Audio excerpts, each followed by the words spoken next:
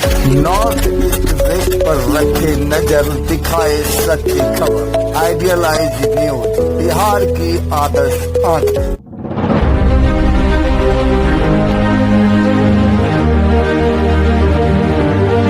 नमस्कार, स्वागत है आपका आइडियलाइज न्यूज में और मैं हूं आपके साथ ममता दुबे। बिहार संविदा एनएचएम कर्मी संघ और बिहार संविदा एएनएम मोर्चा के आह्वान पर संविदा एनएचएम कर्मियों के लिए एफआरएस से उपस्थिति बनाने संबंधी आदेश जो भेदभावपूर्ण व्यवहारिक अमानवीय एवं अनुचित है की वापसी करने सामान्य प्रशासन विभाग के संकल्प संख्या 12,534 दिनांक 17/7/2018 के आलोक में काम के लिए समान वेतन लागू करने, सामुदायिक स्वास्थ्य अधिकारी सीएचओ का कैडर निर्माण करने एवं लंबित वेतन भुगतान करने आदि मांगों की पूर्ति हेतु 5/7/2024 से कार्य बहिष्कार आंदोलन किया जा रहा है। परंतु इस ज्वलंत मुद्दे पर अभी तक न तो कोई सकारात्मक निर्णय लिया जा रहा है और न ही इस पर विचार विमर्श हेतु सरकार, स्वास्थ्य विभाग, राज्य स्वास्थ्य समिति स्तर से कोई वार्ता आयोजित की गई है और ऊपर से कार्य बहिष्कार आंदोलनकारियों के विरुद्ध एफआईआर दर्ज सहित कई दमनात्मक कार्रवाइयां की जा रही है, जो संविधान प्रदत्त मौलिक अधिकारों पर अलोकतांत्रिक हमला है। इस अलोकतांत्रिक कार्रवाई से एनएचएम संविदा कर्मियों में आक्रोश बढ़ता जा रहा है। इसके कारण स्वास्थ्य सेवाएं प्रभावित हो रही है, जिसकी सारी जिम्मेदारी सरकार और स्वास्थ्य विभाग की होगी। इस गंभीर मुद्दे पर बिहार संविदा एनएचएम कर्मी संघ और बिहार संविदा एएनआईएम संघर्ष मोर्चे की राज्य कमेटी ने 18 जुलाई को सदर अस्पताल के सीएस का घेराव भी किया था। अब 23 जुलाई को पटना में धरना प्रदर्शन करने को तैयार हैं। उन लोगों ने क्या कुछ कहा, इसके लिए जुड़ते हैं शशिकांत के ग्राउंड रिपोर्टिंग से। पूरी करो, पूरी करो।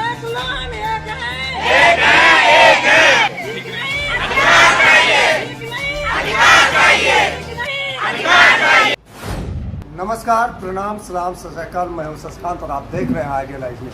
अभी पूर्णिया जिला से एक समस्या खुल करके सामने आ रही है। बता रहे हैं कि ये आपको बिहार संविदा एनएचएम कर्मी संघ के द्वारा समस्याएं सामने आ रही है। कई समस्या है, 4 सूत्री मांग को लेकर के इन लोगों ने धरना शुरू कर दिया है। आपको बताते चले कि 23 तारीख को पटना में भी धरना प्रदर्शन करने जा रहे हैं तमाम लोग। आप देख रहे हैं कि हमारे हाथ में एप्लीकेशन है। ये एप्लीकेशन इन लोगों के द्वारा बल्कि सीमांचल से लेकर के बिहार तक के तमाम विधायकों को ये एप्लीकेशन दिया जा रहा है और इन लोगों का कहना है कि इस एप्लीकेशन के माध्यम से अगर विधायक महोदय अनुशंसा कर देते हैं हम लोग के विषय में तो हो सकता है कि हम लोगों का काम बन सके।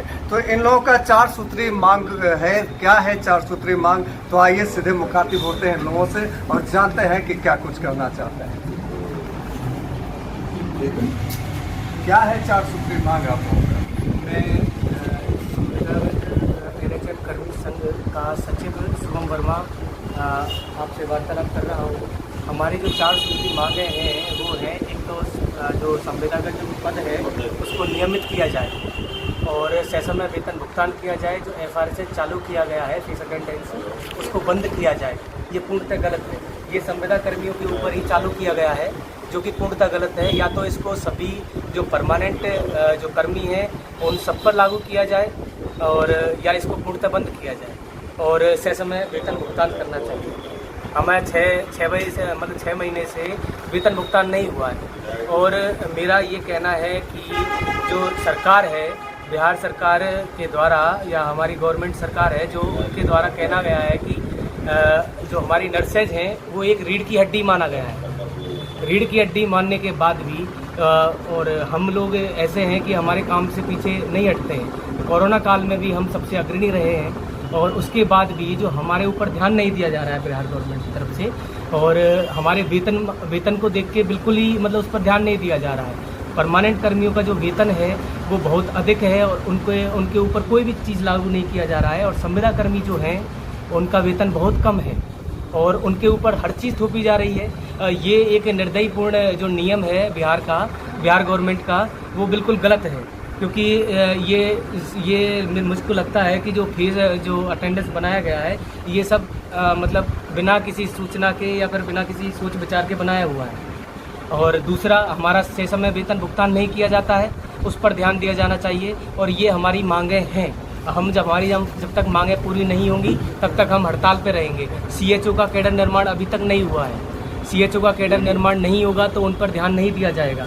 स्टाफ नर्स और एएनएम दोनों का कैडर निर्माण है लेकिन उन पर भी ध्यान नहीं दिया जा रहा है, उनका भी नियमितीकरण नहीं किया जा रहा है। 3-3, 4-4 साल से हम लोग यहाँ पे काम कर रहे हैं, अभी तक नियमितीकरण हमारा नहीं हुआ है। अभी तक नहीं हुआ है। कुछ मुद्दों, ये तमाम मुद्दों को लेकर के आप लोगों ने सिविल सर्जन का घेराव भी किया था परसों या तब, तो फिर वहाँ से क्या आश्वासन मिला? वो भी यही बोलते हैं कि आपकी मांगें सही हैं और आप इन चर्चा करते रहिए, हड़ताल करते रहिए, हम इससे ज़्यादा कुछ नहीं कह सकते, हमारे हाथ में होता तो हम करते। और वो तो ये बोलते हैं कि काला बिल्ला लगाकर आप अपना काम कीजिए। अगर हम काला बिल्ला लगाकर काम करते हैं तो दूर दराज क्षेत्र में हमको कौन देखने जा रहा है? वहाँ पे काला बिल्ला लगा के हम काम करेंगे, उस चीज़ को कौन देखने जा रहा है? हमारा ये निर्णय जो काला बिल्ला लगाकर जो काम करना है, ये निर्णय हमारा सबसे लास्ट वाला निर्णय है।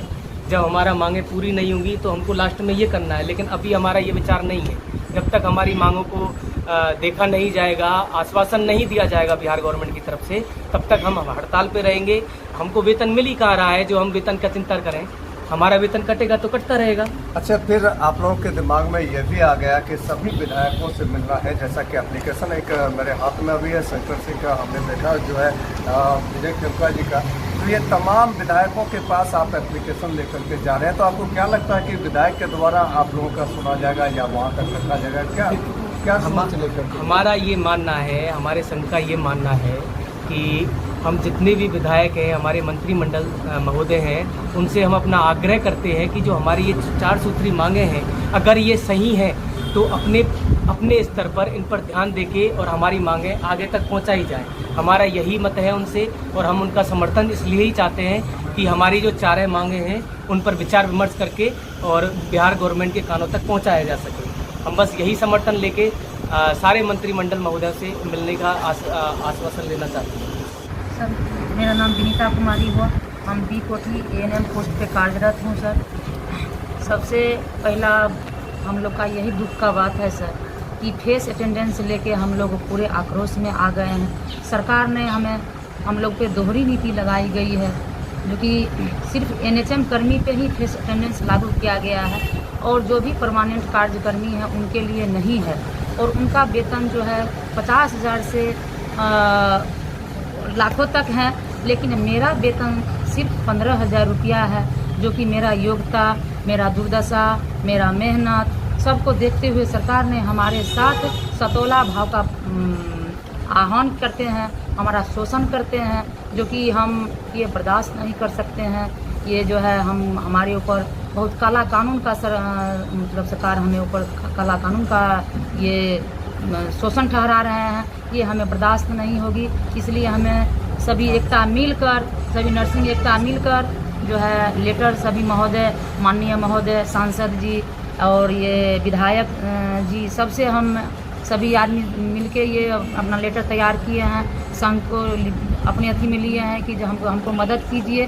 संघ के द्वारा सब लेटर तैयार किया गया है और जो है हम लोग यहाँ पे CS सर को हम घेराव किए थे, CS सर के भी लेटर ये सपूत करके कि सर आप हमें सहयोग में पटना पहुँचाइए स्वास्थ्य विभाग को। और यही लेटर, यही हम सभी से गुजारिश करते हैं महोदय से, सांसद से, MLA से, MP से, और जो भी है माननीय मंत्री लेसी सिंह है उनको भी जाकर लेटर दिए हैं। सबसे यही गुजारिश करते हैं कि हम सभी 23 तारीख को पटना धरना करने के लिए जाएंगे और आप सभी अपने जितने भी मंत्री महोदय हैं अपने अपने लेटर पे 22 तारीख तक स्वास्थ्य विभाग को सूचना पहुंचा दीजिए, ताकि आप सभी का हमें सपोर्ट मिले और हमारा जो आपातकालीन हड़ताल है इसे हमें सफलता मिली और सरकार के कान तक पहुंचाई जाए इस मेरी कठिनाई को, और जो है हमें स्वतंत्रता का हमें प्राप्ति मिले।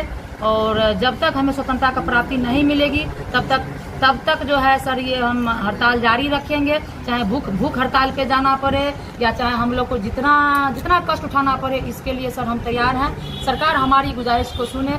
और CHO का 4-5 साल से ये जो वैकेंसी आई है, CHO का भी सर कोई अस्तित्व नहीं है, इसका केडर निर्माण नहीं है, इसका कोई रीड नहीं है। हम लोग तो ANM है, स्टाफ नर्स हैं, तो केडर निर्माण में तो हैं, लेकिन जो है सरकार ने हमें जो है मात्र 15,000 रुपया पे सरकार ने हमें खटा रही है, जो कि हमें ये मंजूर नहीं है। हम एक स्टाफ 3 स्टाफ के बदले काम करते हैं। उसी हाथ से सर क्षेत्र में जाके टीकाकरण करना है, बच्चे को सुई देना है, गर्भवती को ANC करना है, OPD में दवाई देना है, TB है, खसरा है और भी जो भी चीज़ है सब एक ही हाथ से टीका दे रहे हैं, रजिस्टर मेंटेन कर रहे हैं, ऑनलाइन चढ़ा रहे हैं, दवाई वितरण कर रहे हैं। कोई जो है गर्भवती को ये मालूम चला कि इसको जो है कि पेन हो गया, उसको अभी डिलीवरी करवाना है, डिलीवरी उसको छोड़ के डिलीवरी भी करवाने जा रहे हैं। सिर्फ सीमांचल के तमाम कर्मी जो है वहाँ पे जमा होंगे या पूरे बिहार के होंगे? पूरे बिहार के होंगे और सब हर जिला के हैं। और जो है हम सरकार के फेस अटेंडेंस से हमें कोई ये नहीं है और सरकार जो समय वेतन नहीं देती है वो भी हम थोड़ा सा ये भी मजबूरी समझ रहे हैं, उससे भी उतना दुखी नहीं है जितना दुखी हमने 15,000 रुपया और CHO का कोई कैडर निर्माण नहीं और सब परमानेंट वाली को 2 रंगा नीति, उन लोग को 50,000 रुपया, हम लोग को 15,000 रुपया और जो है चौगुना काम करवाया जा रहा है। सर इसका हम घोर विरोध करते हैं, हमारा मानवता का शोषण हो रहा है।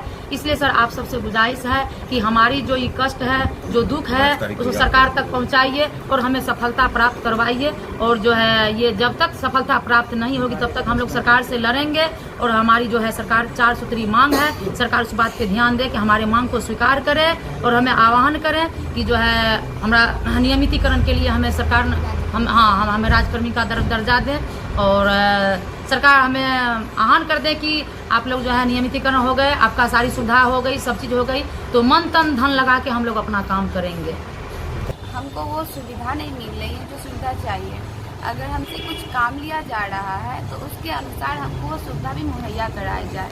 बहुत सारे दुर्गम एरिया में अभी जो FRS लागू किया गया है 3 टाइम का अटेंडेंस, वो सिर्फ हम ही लोग पे NHM कर्मियों पे ही लागू किया गया है।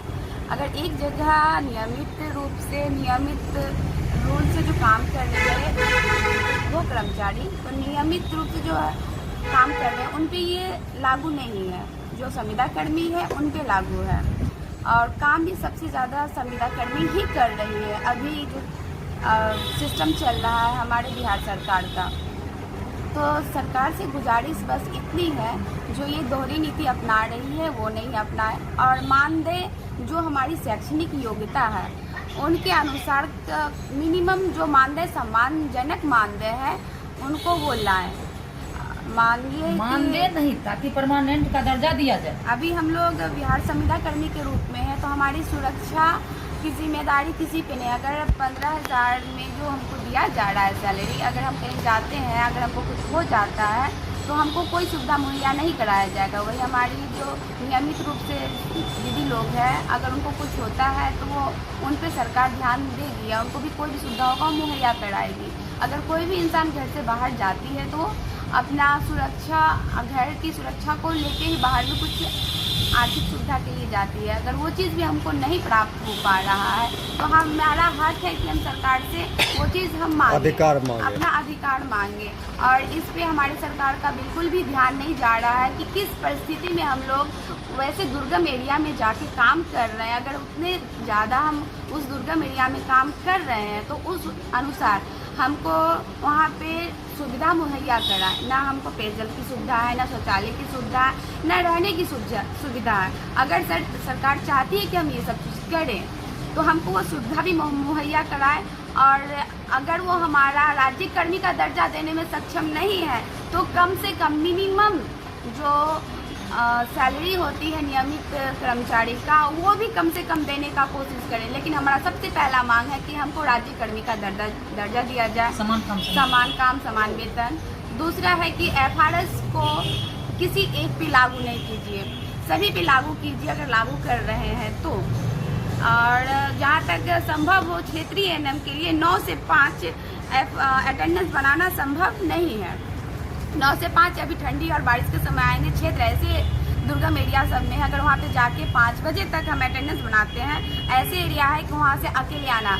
ऑफिस में तो 10 आदमी रहते हैं, 10 आदमी के बीच रहना, काम करना भारी सेफ महसूस करते हैं। लेकिन वही चीज़ हमको क्षेत्र में हम 5 बजे आएंगे, 3 बजे इस ठंडी के टाइम 4 बजे अंधेरा हो जाती है। अगर उस टाइम में अगर हम क्षेत्र से आते हैं, अगर हमारे क्षेत्र में किसी तरह का हमारे साथ हादसा हो जाता है तो कोई देखने वाली नहीं है। तब इसके लिए इसकी जिम्मेदारी कौन लेगी हमारी? जब हम काम करें, हम खुद को सुरक्षित ही महसूस नहीं कर रहे हैं, हमारे लिए कोई सुरक्षा की व्यवस्था नहीं की जा रही है। तो ऐसे में हम अपनी सुरक्षा के लिए हम सरकार के पास गुहार लगाएंगे और वो उनको पूरा करना होगा, जैसे करे। अगर उनको चाहिए काम तो हमारी सुरक्षा के लिए भी उनको लड़ना पड़ेगा। हम सिर्फ यही चाहते हैं कि हमको राज्यकर्मी का दर्जा दे दिया जाए, CHO का कैडर नहीं बना है, उन लोग का कैडर निर्माण कर दिया जाए, हमको सारी सुविधा उपलब्ध कराएं अनियमित और सब पे लागू करें, किसी एक पे नहीं। बस यही हमारी मांग है सर, और वेतन समय दे दिया जाए। पहले पर जी आज हम यहाँ पे माननीय सम्मानित शंकर जी के पास हम आए हैं, विधायक जी के पास। हमारा जो दुख दर्द है वो बताने के लिए, जो बिहार स्वास्थ्य सुविधा NHM कर्मी संघ मोर्चा की तरफ से हम आए थे और हमारी सुविधा में मांगे यही है, 4 सूत्री मांग को हम लेके चल रहे हैं कि समान काम का समान वेतन मिले, अपारस को बंद किया जाए और दूसरा की मूलभूत सुविधाएं अवेलेबल करवा जाए। और इसमें सबसे बड़ा सर कि जैसे CHO क्या है, उसका अभी तक कोई कैडर निर्माण नहीं है। CHO के ऐसा पोस्ट क्रिएट हुई रखी है जो एक ग्राउंड लेवल पर एज डॉक्टर की तरह कार्य कर रहा है, जिसका हर एक नेशनल प्रोग्राम उन्हीं के थ्रू पूरा करवाया जाता है, चाहे भले गर्भवती माँ हो, चाहे भले उसके बच्चा हो या फील्ड में और भी अनेक प्रकार की कोई बीमारी हो, सबका काम CHO ही कर रहा है। और ये इतना बड़ा मजबूरी के साथ काम कर रहा है कि जहाँ कोई मूलभूत सुविधाएं नहीं है और अभी तक CHO का कोई कैडर निर्माण नहीं है। तो हम सभी यही चाहते हैं कि CHO का कैडर निर्माण हो, इन्हीं को भी ऊपर गवर्नमेंट ध्यान दिया जाए कि अब CHO भी हमारी एक पोस्ट है जिसके ऊपर कि इनका कैडर निर्माण किया जाए या नियमितीकरण किया जाए, साथ में रहे। दूसरी चीज़, हमारे साथ में जो स्टाफ है, एक रेगुलर होता है, एक परमानेंट इसमें होता है सुविधा पे, तो उनमें भी मतभेद रहता है कि एक 15,000 रुपये सैलरी उठा रही है, एक 70-80,000 रुपये सैलरी उठा रही है। और जो अपारस का नियम आया है ये सिर्फ NHM कर्मियों के लिए आया है, जो कि दूर दराज क्षेत्रों में बहुत सारी बाढ़ संभावित क्षेत्रों में भी नाव टपके जाते हैं। सर वो बताइए, अगर 9 बजे जाके पैर स्टैंड टाइम से नहीं लगा पाएगी, उस दिन का उसका पूरा वेतन काट दिया जाएगा। वो काम भी की है, सिर्फ 10 मिनट अगर लेट पहुँच गई तो उसके लिए उसका वेतन काट दिया जाएगा। उसी कैटेगरी में हम सभी NHM कर्मी हैं। कोई ऑफिस नहीं है हमारे पास कि वहाँ हम सुरक्षित बैठे या जाके काम करें। बस हमारा यही मांग रहेगा कि हमारे सभी क्या परिचय हुआ आपका? जी, मेरा नाम सत्यनारायण धाकर, CHO जो है स्टाफ नर्स है, इसका आंदोलन किया है। ये सारे कर्मी यहाँ पर मौजूद हैं और ये महासंघ योग गुट के नेतृत्व में ये संगठन बना है और पूरे बिहार में ये आंदोलन चल रहा है। 18 जुलाई को पूरे बिहार में सभी जिलों में ये प्रदर्शन चल रहा है और प्रदर्शन के माध्यम से 4 सूत्री मांगों का ज्ञापन CS के यहाँ सौंपा जा रहा है। जहाँ तक हमारे यहाँ पूर्णिया CS की सवाल है, मैंने कल ही परसों ही इंफॉर्मेशन दे दिया था कि हम लोग 18 तारीख को आंदोलन करेंगे और आपके यहाँ 3 बजे हम ज्ञापन सौंपेंगे। आप स्टैंड लें या किसी पदाधिकारी को अधिकृत कर दें। लेकिन दुर्भाग्य ये है यहाँ के CS का कि 1 घंटा से हम लोग 3 हो रहा है और 3:45 लगभग होने जा रहा है, 4:45 होने जा रहा है, अभी तक यहाँ उपस्थित नहीं। तो आपने देखा कि इनकी समस्या क्या है और इनका डिमांड क्या है। तो आपसे आग्रह है कि इनके समस्या को, अगर मेरी बात आप तक पहुंच रही है तो आपसे आग्रह है कि इनकी समस्या को सुना जाए। इसी के साथ मैं शशिकांत तमाम को प्रणाम करता हूं, सलाम करता हूं। सत श्री अकाल।